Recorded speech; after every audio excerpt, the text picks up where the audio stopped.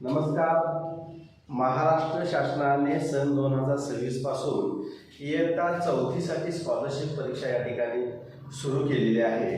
त्याचबरोबर 5वीसाठी नवोदयची परीक्षा आपल्याला द्यायची आहे.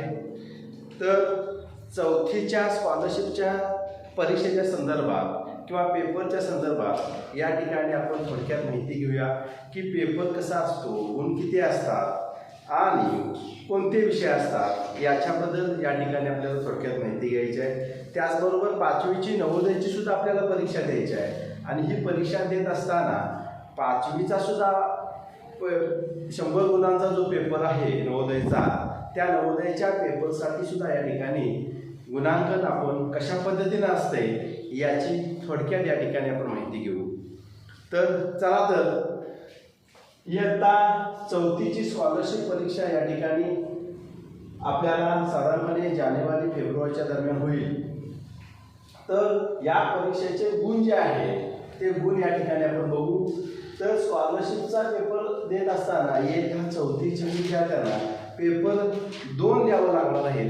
पहिला पेपर क्रमांक 1 आणि पेपर क्रमांक 2 अशी 300 मार्कांची किंवा गुणांची पेपर आपल्याला 4थीच्या विद्यार्थ्यांना द्यायचा आहे.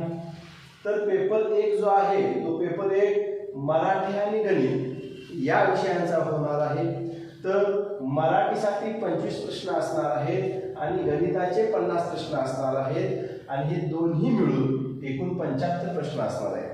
तर प्रत्येक प्रश्नासाठी या ठिकाणी आपल्याला 2 गुण आहेत अशी 150 मार्कांचा पेपर या ठिकाणी होणार आहे.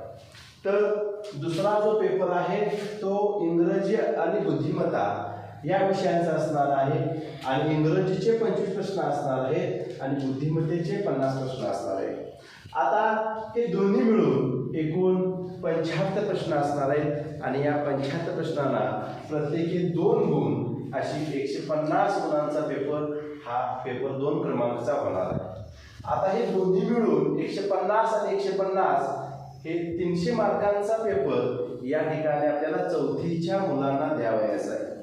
तर ही स्कॉलरशिपच्या परीक्षेमध्ये 300 गुणांच्या पैकी आपल्या पाल्याला, आपल्या मुलाला जर स्कॉलरशिप प्राप्त करायची असेल, स्कॉलरशिपमध्ये यश संपादन करायचं असेल तर कमीत कमी 300 पैकी 280 प्लस मार्क आपल्याला हवे. आता ही 280 प्लस मार्क जर आपल्याला काढावायचे असतील तर त्या पद्धतीनं आपल्याला अभ्यास, त्या पद्धतीनं योग्य मार्गदर्शन, त्यानंतर योग्य प्रश्नपत्रिकांचा सराव या ठिकाणी आपल्याला प्रत्येक विद्यार्थ्याला करावा लागेल. आता त्याचबरोबर इयत्ता 5वीच्या नवोदयच्या पेपरसाठी आपल्याला गुणांकन पाहायचा आहे. तर मराठी, गणित आणि बुद्धिमत्ता अशा 3 विषयांचा नवोदयचा पेपर या ठिकाणी असणार आहे. आता आपण पाहू की मराठीसाठी 20 प्रश्न असणार आहेत, गणिताचे 20 प्रश्न असणार आहेत आणि बुद्धिमत्तेचे 40 प्रश्न असणार आहेत. अशी नवोदयची 80 गुणांचा पेपर या ठिकाणी आपल्याला मुलांना द्यावयाचा आहे. मग 80 प्रश्न असणार आणि प्रत्येक प्रश्नासाठी 1.25 मार्क आहे.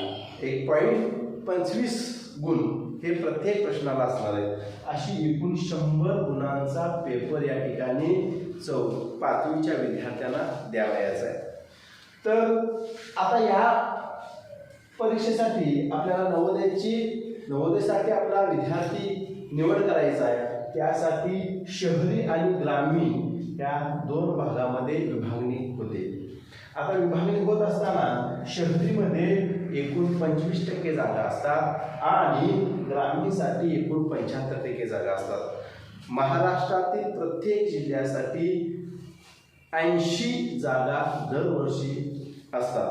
आता ह्या 80 जागांच्या पैकी 25% जागा ह्या शहरी भागातल्या मुलांच्यासाठी असतात.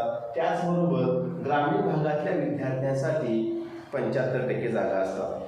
हा पेपर सोडवत असताना कमीत कमी शहरी भागाच्या मुलांना 100 पैकी 100 गुण मिळवावेच लागतात, तरच आपली निवड होऊ शकते.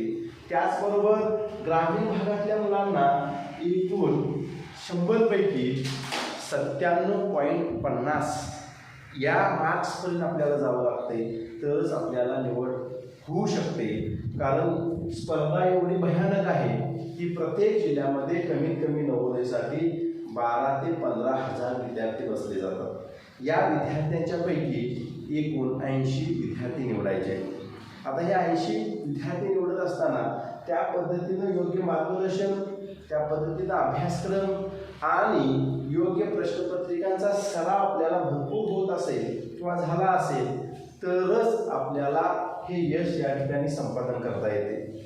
तर आपल्याला मार्गदर्शन किंवा या स्पर्धा परीक्षेचा अभ्यास करण्यासाठी आपल्याला गुरुकुल अकॅडमी बारडवाडी या ठिकाणी निवासी शाळा या ठिकाणी आहे। या स्पर्धा परीक्षेचा परिपूर्ण अभ्यास या ठिकाणी आम्ही करून घेतो।